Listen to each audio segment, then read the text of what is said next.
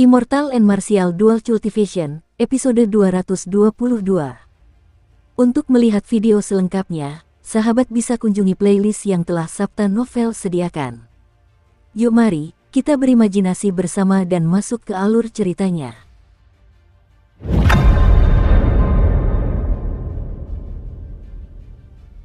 Ketika si Hailong mendengar itu, dia terkejut. Dia segera mengirimkan transmisi suara ke Xiao Chen. Jangan biarkan dia memprovokasimu. Kekuatan kalian hampir setara sebelumnya. Dia jelas tahu bahwa kultivasimu meningkat pesat di menara kuno yang terpencil, namun dia datang untuk menantangmu. Dia pasti memiliki teknik rahasia yang dapat meningkatkan kekuatannya untuk sementara waktu. Yang terpenting adalah kau baru saja keluar dari menara kuno yang terpencil. Saat ini kau memiliki keberuntungan yang besar. Jika kau kalah, dia akan merebut semua keberuntungan yang kau kumpulkan di menara kuno yang terpencil. Jadi, jangan pernah biarkan dia memprovokasimu. Di masa depan, setelah kau dewasa, kau akan dapat dengan mudah menghancurkannya hanya dengan satu jari. Nada suara si Hailong terdengar sangat cemas. Dia mengatakan banyak hal sekaligus, menimbang pro dan kontra menerima tantangan tersebut serta berusaha sekuat tenaga untuk mencegah Xiao Chen menyetujuinya. Si Hailong tidak punya pilihan selain sangat berhati-hati. Jika Xiao Chen dikalahkan, keberuntungan yang diperoleh Serikat Pemusnah Surgawi juga akan terpengaruh. Jika itu terjadi, semua usahanya akan sia-sia. Xia Xian, Jiang Zimo, dan yang lainnya juga memberikan nasihat yang sama. Xiao Chen, jangan menyetujuinya. Orang ini pasti sudah mempersiapkan diri. Dia menunggu kamu jatuh ke dalam perangkapnya. Ketika Xie Ziwen melihat Xiao Chen tetap diam, dia mengejek, hanya itu keberanianmu. Beraninya kau membandingkan dirimu dengan Kaisar Petir. Xiao Chen, kau mengecewakanku. Xiao Chen melangkah 2 langkah ke depan dan dengan hati-hati mengamati Xie Ziwen. Kemudian, dia berkata, baiklah, silakan ke arena. Xie Ziwen tertawa terbahak-bahak dan melompat ke arena terbesar di lapangan Tianwu. Dia bertingkah seolah-olah sudah memenangkan pertandingan sambil berkata, bagus, aku memang menunggu kau mengatakan ini. Ketika si Hailong mendengar ini, dia berkata dengan cemas, Xiao Chen, jangan gegabah. Xiao Chen menjawab, tetua si, tenang saja. Tentu saja, saya punya cara sendiri untuk mengatasi ini. Si Hailong menggelengkan kepalanya, menghela napas pelan, dan tidak berkata apa-apa lagi. Perjuangan Xiao Chen sangat penting. Bahkan jika dia ingin menghentikannya, tidak ada yang bisa dia lakukan jika Xiao Chen sendiri bersedia. Pengadilan menara kuno yang terpencil merupakan perkara penting di tanah kuno yang terpencil. Banyak sekali orang yang telah berkumpul di luar lapangan Tianwu sejak lama. Namun, mereka semua telah dihentikan di luar plaza oleh orang-orang dari Persatuan Pemusnah Surgawi. Sekarang setelah persidangan selesai, situasi di luar menjadi kacau karena campur tangan paviliun bulan jahat. Banyak sekali kultivator yang berbondong-bondong menuju lapangan Tianwu. Xiao Chen mendorong tubuhnya dari tanah. Sosoknya melesat di udara dan mendarat di arena dalam sekejap. Orang berbaju putih itu orang yang naik ke lantai 8. Kenapa dia hanya raja bela diri tingkat menengah? Benarkah begitu? Seharusnya itu benar. Dari luar, aku berhasil melihat bahwa dia adalah orang terakhir yang keluar.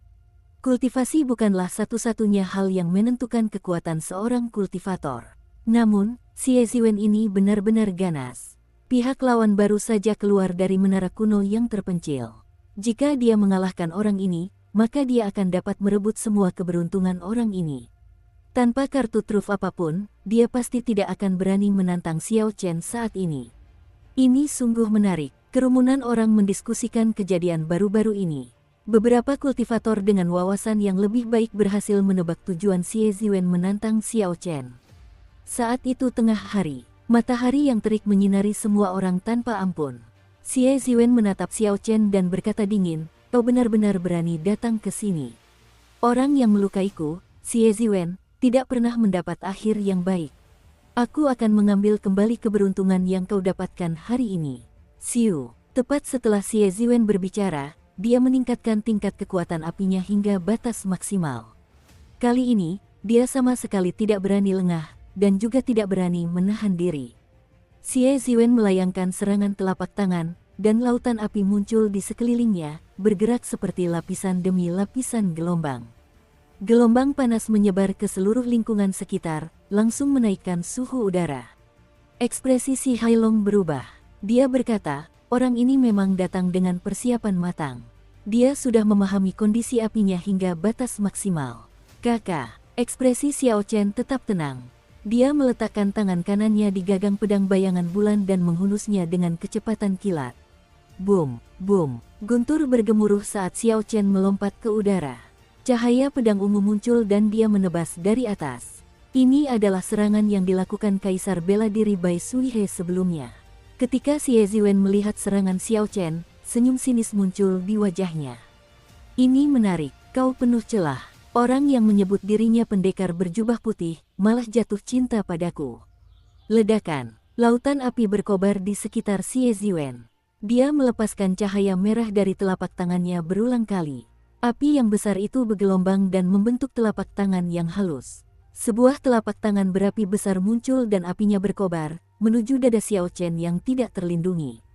Xiao Chen teringat akan keanggunan serangan Bai Suihe dan sedikit memiringkan tubuhnya. Sudutnya cukup untuk telapak api raksasa itu melesat melewati bahunya. Xiao Chen memutar pergelangan tangannya ke bawah, dan pedang itu bergerak dari atas ke bawah. Serangan itu secara alami berubah menjadi tusukan. Puci, Xiao Chen mendarat dan ujung pedangnya menembus dada Xie Ziwen sekitar 1 cm. Darah langsung menyembur keluar. Semuanya sesuai dengan rencana Xiao Chen, tidak ada penyimpangan sama sekali. Dengan tenang ia berkata kepada Xie Ziwen, kau telah kalah. Sebelum senyum sinis di wajah Xie Ziwen menghilang, Xiao Chen telah menusuk titik vital di dadanya sementara Xie Ziwen hanya melayangkan satu serangan telapak tangan. Jika Xiao Chen menusukkan pedangnya sedikit lebih jauh, Xie Ziwen akan langsung kehilangan nyawanya. Apa yang terjadi? Bagaimana aku bisa kalah? Serangan itu jelas penuh celah. Paling banter, cahaya pedang itu agak aneh. Bagaimana bisa menusukku dalam sekejap? Xie Ziwen kini tampak tercengang, dia tidak mengerti bagaimana dia bisa kalah meskipun sudah memikirkannya. Dia bukan satu-satunya orang yang tidak mengerti. Ribuan kultivator yang hadir pun merasa hal itu sangat aneh. Satu gerakan, hanya satu gerakan, Xiao Chen secara tak terduga mengalahkan Xie Ziwen hanya dalam satu gerakan. Para penonton teringat akan pertarungan besar antara keduanya 7 hari yang lalu. Saat itu, Xiao Chen telah mengalahkan Xie Ziwen setelah 100 gerakan hanya karena kecerobohan Xie Ziwen. Namun, setelah 7 hari, ia secara tak terduga mengalahkan pihak lawan hanya dengan satu gerakan. Kerumunan itu terdiam sepenuhnya. Semua orang menatap Xiao Chen dengan terkejut. Zuomo menunjukkan ekspresi berpikir yang dalam sebelum berkata, ada lebih banyak hal di balik serangan pedang ini daripada yang terlihat. Ding Fengchou berkata pelan, aku baru menyadari ini. Gerakannya sangat terkait satu sama lain. Kelihatannya ada ratusan celah, tetapi sebenarnya tidak ada. Namun, masih ada beberapa kekurangan dalam perubahan posisi. Ini mungkin karena ini adalah teknik yang baru dipelajari. Jiang Zimo mengangguk iri. Aku penasaran keuntungan apa yang berhasil dia dapatkan di lantai atas. Tak disangka, dia mendapatkan kekuatan sebesar itu. Setelah Si Hailong pulih dari keterkejutannya yang ringan, dia akhirnya bereaksi. Dia tersenyum dan berkata, anak nakal ini, pantas saja dia begitu percaya diri. Kekhawatiranku sia-sia. Aku belum kalah. Mustahil bagiku untuk kalah. Tiba-tiba, sesuatu yang aneh terjadi. Xie Ziwen meraih pedang Xiao Chen dengan tangannya lalu dengan cepat mundur. Setelah itu, dia mengeluarkan pil obat dan memasukkannya ke dalam mulutnya. Ledakan, pil obat itu langsung meleleh dan aura Xie Ziwen melonjak dengan cepat. Rambut dan pakaiannya berkibar-kibar saat angin kencang menderu di belakangnya. Bang! Xie Ziwen mengabaikan luka di dadanya dan melepaskan serangan telapak tangan lainnya. Sebuah telapak tangan api raksasa sebesar bukit kecil muncul dan menekan ke arah Xiao Chen. Ekspresi Xiao Chen sedikit berubah. Tanpa diduga, telapak api raksasa ini memberinya firasat bahaya. Xiao Chen tidak menangkis secara membabi buta. Dia mendorong tubuhnya dari tanah dan mundur ke belakang. Ayah! Saat telapak api menghantam tanah, sebuah lubang berbentuk telapak tangan muncul di arena. Serpihan batu yang tak terhitung jumlahnya berhamburan ke sekitarnya. Si Hailong berkata dengan muram, Raja bela diri setengah langkah, pil obat macam apa itu? Bagaimana mungkin kekuatan Xie Ziwen bisa meningkat menjadi Raja bela diri setengah langkah dalam sekejap? Jalannya pertempuran berbalik seketika. Xie Ziwen, yang telah menelan pil obat misterius, tiba-tiba menjadi sekuat Raja bela diri setengah langkah. Saat Xie Ziwen melancarkan serangan telapak tangan, energi dahsyat mengalir keluar darinya bersamaan dengan derasnya serangan. Hal ini mencegah Xiao Chen untuk melakukan serangan balik. Bang, bang, bang. Ledakan terdengar terus-menerus. Serangan dahsyat Xie Ziwen benar-benar menghancurkan arena yang kokoh itu, mengubahnya menjadi tumpukan puing. Dia sangat kuat, namun, dia menjadi Raja bela diri setengah langkah hanya dengan cara paksa. Auranya tidak stabil. Meskipun energinya tampak cukup liar, energinya tidak terlalu padat. Aku harus menunggu sedikit lebih lama. Xiao Chen dengan tenang menganalisis situasi. Sosoknya melesat dan menuju ke arena lain. Huci, Xie Ziwen segera mengikutinya, menempel erat padanya. Kedua sosok itu melesat dan mendarat di arena lain. Xie Ziwen tersenyum dan berkata, Xiao Chen, bukankah kau sangat kuat? Mengapa kau tidak menyerang? Mari kita lihat kemana kau bisa lari.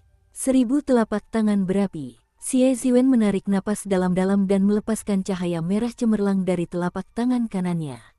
Seperti matahari mini, cahaya itu tampak seterang siang hari. Ledakan. Xie Ziwen memuntahkan seteguk kikeruh sebelum meneriakkan seruan perang. Kemudian, dia mengulurkan telapak tangannya yang bersinar seterang matahari ke depan. Serangan telapak tangan itu melesat keluar dan telapak tangan berapi-api menghujani Xiao Chen seperti hujan meteor. Serangan area luas seperti itu tidak bisa dihindari. Xiao Chen mengangkat kepalanya untuk melihat hujan api yang memenuhi langit. Dia bergumam, sudah waktunya untuk mengakhiri ini. Seorang raja bela diri setengah langkah hanya sekuat ini. Pusaran ki ungu di tubuh Xiao Chen berputar cepat. Sebuah esensi petir murni yang bergelombang mengalir melalui meridiannya dan mengalir ke pedangnya. Energi yang Xiao Chen curahkan ke pedangnya sangat padat. Energi itu memenuhi pedang tanpa bocor sedikit pun. Pedang hitam pekat itu langsung memancarkan cahaya ungu terang. Kesederhanaannya menciptakan kontras yang tajam dengan esensi Xie Ziwen yang mengamuk. Merusak. Dukung terus channel YouTube Sabta Novel. Xiao Chen berteriak sambil mengacungkan pedangnya ke depan. Telapak tangan berapi yang turun dari langit langsung meledak. Hancurkan, hancurkan, hancurkan. Xiao Chen tidak beranjak dari tempatnya saat menghadapi hujan telapak tangan berapi. Kakinya tetap terpaku di tanah saat ia menusuk semua telapak tangan berapi yang terbang ke arahnya.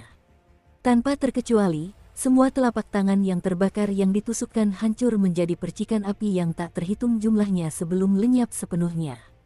Xiao Chen membuatnya tampak mudah, seolah-olah esensi yang mengamuk yang diarahkan kepadanya hanyalah ubin-ubin kecil. Bang, bang, bang. Ketika telapak tangan berapi yang meleset dari Xiao Chen menghantam tanah, telapak tangan itu menghancurkan arena hingga menjadi kondisi yang menyedihkan. Retakan menutupi arena dan awan debu memenuhi udara. Semua orang tahu betul bahwa telapak tangan yang menyala ini mungkin terlihat kecil dan lemah, tetapi mereka memiliki kekuatan yang luar biasa. Mereka jelas bukan ubin. Namun, saat menghadapi kobaran api yang memenuhi langit, pendekar berjubah putih itu dengan tenang menghancurkan telapak tangan yang menyala dengan mudah. Perbedaan yang begitu besar tampak sulit dipercaya. Lagi pula, telapak tangan berapi ini sangat kuat. Hal ini menimbulkan kebingungan di hati semua orang. Ketika si Hailong melihat pemandangan ini, hatinya yang gelisah menjadi tenang.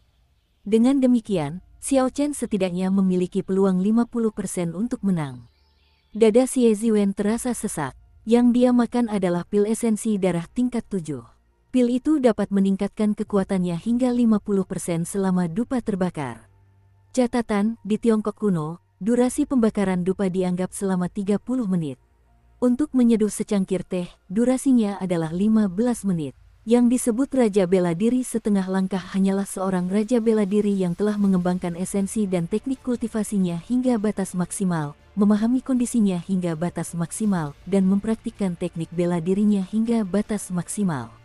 Raja Bela Diri yang telah mencapai batas semua aspek mereka akan menemukan perbedaan kualitatif antara diri mereka dan Raja Bela Diri lainnya. Yang tersisa hanyalah energi mental mereka mencapai tingkat tertentu sebelum mereka berhasil menjadi Raja Bela Diri. Xie Ziwen memiliki bakat yang luar biasa. Kondisi, teknik kultivasi, dan teknik bela dirinya dapat dikatakan telah mencapai batas maksimal. Satu-satunya kekurangannya adalah dalam kultivasinya. Namun, konsumsi pil esensi darah yang dilakukannya mampu menutupi kekurangan tersebut. Dalam waktu 30 menit ini, ia dapat dianggap sebagai raja bela diri setengah langkah sejati. Di luar dugaan, Xiao Chen masih bisa dengan mudah mematahkan serangannya, dia sepertinya tidak menghadapi tekanan apapun. Hanya arena dalam radius 1 meter dari Xiao Chen yang tetap utuh, sisanya dipenuhi lubang dan tampak sangat bobrok. 1000 telapak api, berkumpul. Teriak Xie Ziwen, dan telapak api yang tak terhitung jumlahnya di udara menyatu. Mereka membentuk satu telapak api raksasa yang tampak sangat realistis, bahkan garis-garis telapaknya pun terlihat jelas. Telapak tangan raksasa itu tampak seperti tembok tinggi yang tiba-tiba runtuh. Bayangannya langsung menelan Xiao Chen. Aku tidak percaya aku tidak bisa menghancurkanmu sampai mati. Xie Ziwen terus membentuk segel tangan dan lautan api di sekitarnya semakin membesar. Tanpa diduga, telapak api raksasa yang jatuh itu terus bertambah kuat. Ledakan, seberkas kilat berwarna ungu menembus telapak tangan seperti tombak panjang. Sesosok figur yang samar-samar terlihat berada di ujung sambaran petir. Ia memegang pedang dan mengenakan jubah putih dengan sehelai kain biru di dahinya. Wajahnya tampak halus dan cantik saat ia berdiri di udara. Telapak tangan itu mendarat di arena tanpa jeda, dan arena itu diam-diam tenggelam lebih dari 10 meter ke dalam tanah. Kekuatan pohon palem ini sungguh luar biasa. Kerumunan di sekitarnya sulit membayangkan bahwa sosok putih itu dapat menembus pohon palem tersebut dengan satu tebasan pedang. Xiao Chen dengan ganas mengarahkan pedangnya ke langit, dan ki tajam di hatinya memancar keluar dari pedangnya dan terbang ke atas. Sial. Pedang sepanjang 2 meter itu bergetar terus-menerus. Sebuah aura ketajaman pedang yang luar biasa langsung menyebar ke seluruh lapangan Tianwu. Pedang-pedang para pendekar pedang di kerumunan itu semuanya bergetar karenanya, seolah-olah akan terlempar kapan saja. Ketika Jiang Zimo, Zuomo, Ding Fenchou, dan para kultivator lain dari generasi yang sama melihat pemandangan ini, mereka saling bertukar pandang dengan ekspresi aneh. Setelah beberapa saat, Zuomo berkata dengan ragu, "Ini adalah niat pedang, kan? Ding Fenchou, kau adalah seorang pendekar pedang yang telah memahami niat pedang. Kau seharusnya lebih mengerti ini daripada kami." Ketika Ding Fenchou melihat sosok putih di udara, dia merasa sangat kesal. Mulai hari ini, dia hanya bisa mengejar orang ini dari jauh. Ding Fenchou menghela napas pelan dan mengangguk. Tidak perlu terus menebak, itu adalah niat pedang. Sebenarnya, aku seharusnya sudah menebaknya sejak lama. Setelah dia melewati ujian keinginan, kondisi pikirannya seharusnya telah mencapai kesempurnaan. Wajar jika ketajaman di hatinya akan menebal menjadi niat pedang. Meskipun Ding Fenchou mengatakan demikian, dia tidak menyangka Xiao Chen akan memahami niat pedang secepat ini. Dia memperkirakan Xiao Chen membutuhkan setidaknya 2 tahun lagi untuk melakukannya. Ketika yang lain mendengar jawaban Ding Fenchou, mereka semua terdiam. Niat pedang berbeda dari niat pedang biasa karena lebih sulit dipahami. Jika seseorang mampu memahami maksud penggunaan pedang sebelum usia 30 tahun, ia bisa menjadi ahli pedang yang luar biasa. Namun, Xiao Chen berhasil memahami niat pedang bahkan sebelum mencapai usia 20 tahun. Dia setara dengan pendekar pedang jenius di era kuno. Jarak antara Xiao Chen dan yang lainnya kembali melebar. Rahang Si Hailong ternganga lama sebelum akhirnya berhasil menutupnya kembali. Semua kekhawatiran yang sebelumnya terpampang di wajahnya yang keriput kini lenyap. Ia mengendurkan ekspresinya dan tersenyum. Hahaha, Gong Haoyu, kau sendiri yang meminta penghinaan ini. Mari kita lihat bagaimana kau akan mempertanggungjawabkan perbuatanmu kepada ketua paviliun saat kau kembali. Paman bela diri kedua Xie Ziwen, Gong Haoyu, memasang ekspresi muram. Ia harus bersusah payah berkata, "Jangan tertawa terlalu cepat. Itu hanya niat pedang. Itu tidak cukup baginya untuk mengalahkan Raja Bela Diri setengah langkah." Siu, ketika ki yang tajam di hati Xiao Chen mengalir keluar, seluruh tubuhnya terasa sangat nyaman. Kini setelah niatku untuk menggunakan pedang telah terbentuk, ketajaman di hatiku takkan pernah pudar. Mulai saat ini, aku benar-benar bisa disebut sebagai seorang pendekar pedang. Ekspresi Xie Ziwen berubah-ubah. Ketika dia melihat Xiao Chen yang melayang di udara menyebarkan niat pedangnya kemana-mana, rasa putus asa tumbuh di hatinya. Ini tidak mungkin, ini tidak mungkin. Sejak aku terkenal, tidak ada seorang pun yang mampu mengalahkanku, kecuali para jenius ahli dari negara Jin Raya. Xiao Chen ini hanyalah seorang kultivator dari negara Qin Raya. Mustahil baginya untuk mengalahkan saya. Saya harus menang, saya harus menang. Saya akan merebut keberuntungannya dan menjadi jenius teratas dari negara Jin Raya. Xie Ziwen meraung marah. Urat-urat di dahinya menonjol saat dia berteriak, tarian 10.000 api. Xie Ziwen membentuk segel tangan. Lautan api di sekelilingnya berkobar dengan gelombang besar dan kuat. Suhu seluruh plaza langsung melonjak. Udara yang sangat panas memaksa semua orang untuk mengalirkan energi mereka agar dapat melawan panas tersebut. Bangkit, Xie Ziwen menunjuk ke arah Xiao Chen sementara keringat menetes di dahinya. Jurus ini menggunakan seluruh esensi yang dimilikinya, membuatnya sangat pucat. Jika Xie Ziwen tidak mengonsumsi pil esensi darah, dia tidak akan bisa melakukan gerakan ini. Ci. Di tengah lautan api, ribuan pita api selebar lengan menjulang ke arah Xiao Chen, berusaha membunuhnya. Tatapan Xiao Chen menjadi dingin dan setajam pisau. Dia meraih pedangnya dengan tangan kanannya. Dengan dukungan niat pedang yang tajam, cahaya pedang menjadi sangat cemerlang. Sial. Pedang-pedang para pendekar yang hadir tak bisa lagi ditahan. Semuanya terayun ke udara dengan suara mendengung. Niat pedang abadi, ketajaman yang tak terpadamkan. Dengan mengandalkan ketajaman niat pedangnya, Xiao Chen tidak mundur.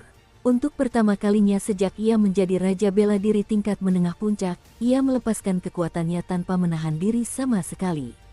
Kakak, cahaya pedang itu menyambar, membelah pita-pita api seperti potongan mie. Pita-pita merah yang berkilauan jatuh dari udara, tampak sangat cantik.